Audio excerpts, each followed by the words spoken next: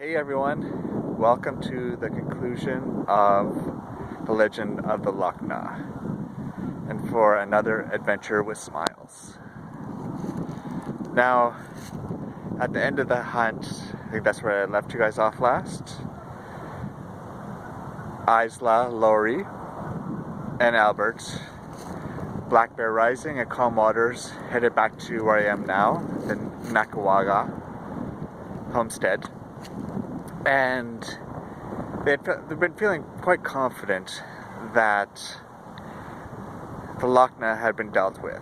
They stayed there for a couple hours and they felt that, yeah, that it had at least been gone. So they definitely came back here feeling pretty positive that that period of their lives was over. Now, when they came back here, they finished the Mackenzies and Stewart's kids. They put their burials just over here underneath this tree, looking over the river down here. And they had a nice stone wall and tombstone of their names. And sadly their unborn child was passed away in it too. Now at this time too, the Mackenzies and the Stewarts were finishing up harvest. So just over there, they had the corn, the wheat, and the fruits they had grown, crab apples through the season. And they started getting everything down and into storage behind the Mackenzie's place and the Stewart's place for the long winter.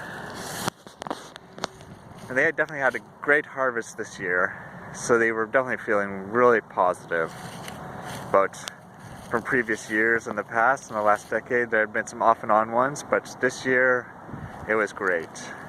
And they knew they had enough food to at least last through the winter, spring, and even maybe through next summer. Now also at this time,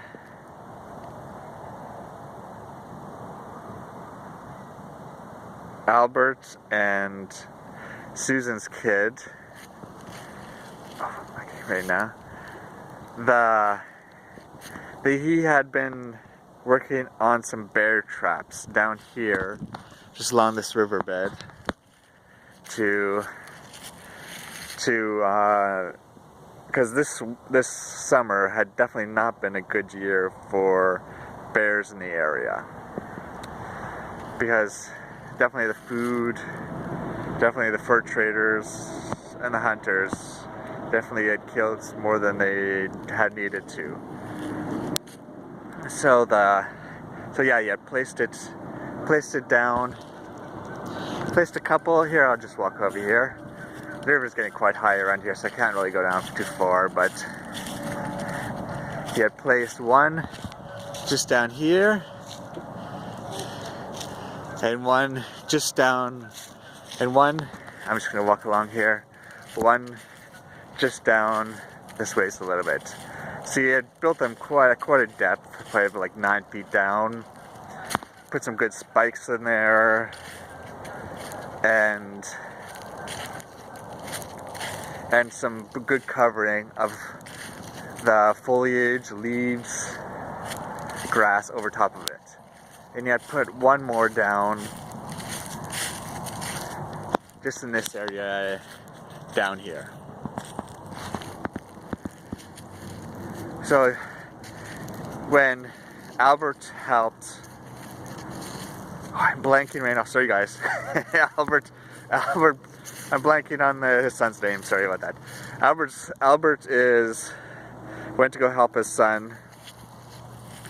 I feel quite bad about that, blanking on his name, but Albert went to go help his son finish up these holes, and they put the foliage over top of the second one here, They're definitely feeling good about the bears not getting in this storage or the storage at the Mackenzie's place in the back there. And then it definitely was another healing part. This was a little hard for both the Mackenzies and the Stewarts. The loss of the newborn, their daughter and their son from the Lochnau. So a lot of grieving happened throughout the winter of the losses of all they had experienced. It was definitely a really brutal winter too. The snow had gone like halfway up the sides of their houses, but they also had enough wood they had harvested from the forest around here to keep them good. But spring came along, not too far, and then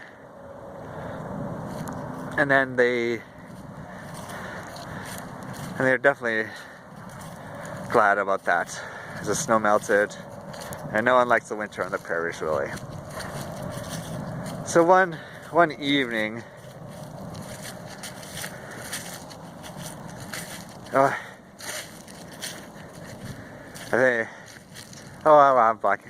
Jeremiah